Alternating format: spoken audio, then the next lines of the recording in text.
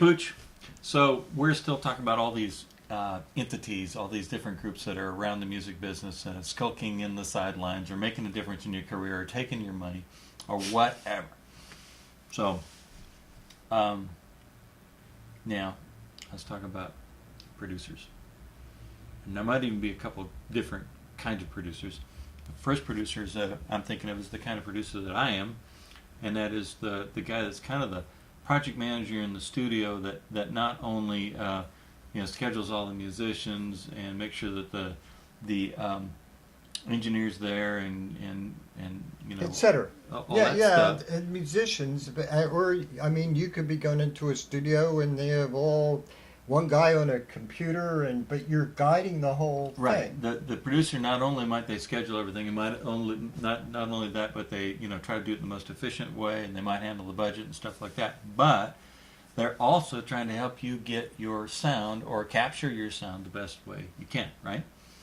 So everybody's got a slightly different ear, slightly different approach. You find producers, you might hear somebody who creates stuff that you really like, and of course, if they're creating stuff that's big time, they're going to cost $100,000 to $300,000, if not $500,000, to produce your album.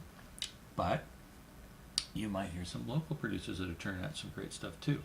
But in your mind, other than that, I mean, well, you know what I think we should really discuss? This is really important right now. Okay. A lot of people nowadays don't really know the separation between a songwriter, a producer. They don't know. Okay, good. No. Okay. A songwriter, arranger, and a producer. Okay, good. See, I want to talk about so many things with this and how people are mixing it up. But I'll just do definitions. Okay. A song, lead melody, words, arrangement, tempo, rhythm, what the instruments play. Chords, background vocals. That's arrangement. Mm-hmm. Producing is taking that finished and making that finished overall sound that you hear on the radio or wherever you hear it. That's the separation looked at the way it was set up originally, and we run into a thing called copyright law. Mm-hmm. Now, let's talk reality.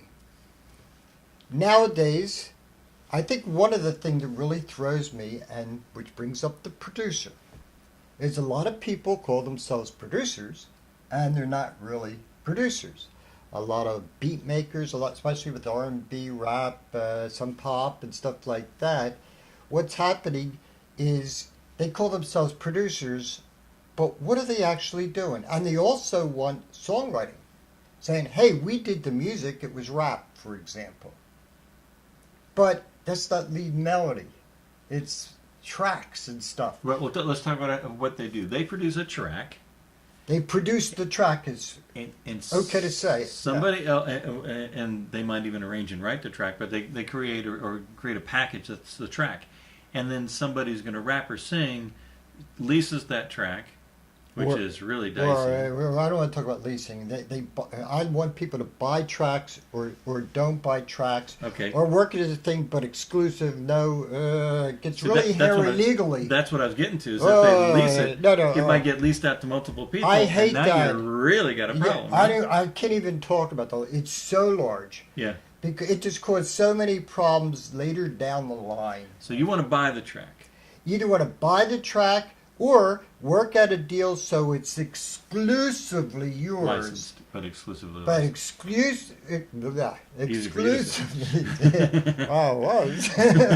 Exclusively to use. The point is, what happens, I'll give you a quick example. A record company all of a sudden wants this artist and finds out 5 artists are leasing the same beats. Bad news. It's bad news. Okay, that's why I just don't, you have to think long term, folks. But back to this producing thing. Okay, so they call themselves producers by producing the track. That's fine, but it's not the finished overall production. Are you putting the vocals on it? No. Are you, twiddling the knobs and Are you doing the making final the mix? panning and the mixing and No. all that stuff so this finished thing that it's ready to be mastered, okay? Are you doing this? This is how I solve it normally. Mm. And that is that, first of all, if the songwriter and the beat maker agree that they co-wrote the song, fine. If they agree to it, fine. Even though one's really doing arranging and one's doing writing. But fine. If they agree to it, fine. Yeah, on paper, boom. If where was I? Get the writer and the producer for that. If the producer, what they're really doing is the beats, and that is copyrightable. As part of a performance thing. Sure. Like the SR form, or the form that exists with the COO. I'm not going to get into copyright law right now. We'll really get off. I'm sorry. My students always had to reel me in. It's just me. Okay. Okay, so their arrangement, but they could be paid cash for that possibly, or they get a point or two. Now this is what I look at. Nowadays, through the years, a producer who's starting out or getting a little bit well-known gets 3 points at the end of the deal, which is 3%. It's normally I was going to ask you, what's the point? 3% of retail selling price, or whatever's negotiated. Now, let's say one person does both the beats and the finished production. He does the whole thing. Fine. Give him the full 3 points. Or if he or she is more successful, can make it 4 points. Okay?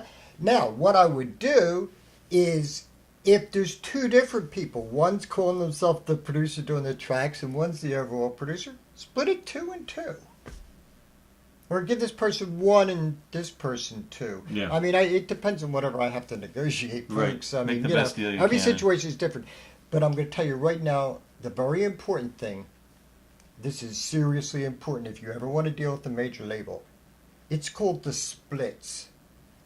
How much, who's getting what percentage of everything on the writing, arranging, producing, that they don't have to go absolutely out of their mind recording a record, having it ready to be released, and people 9 months later, this is not an exaggeration or fighting, I stepped into the room on that song, I won 2.5% of publishing. I'm not exaggerating, folks. I've seen this kind of stuff. Get the splits, all your paperwork together, contracts, boom, they'll love to talk to you. They don't have to waste time and pay by the hour, whatever. Yeah. But, so get it out of the way first. And because you don't want to be on the verge of a deal or ready to release something and still working out this stupid stuff that should have been taken care of in the beginning, right? Yeah, get it over with. I'm sorry, the music business is a business. Remember, the mystique should be in the music, not the business. All right, man. That's great. That's it, folks. That's all for right now. Come back and see us. Stay tuned. Later. Pooch next. Bye. Very cool.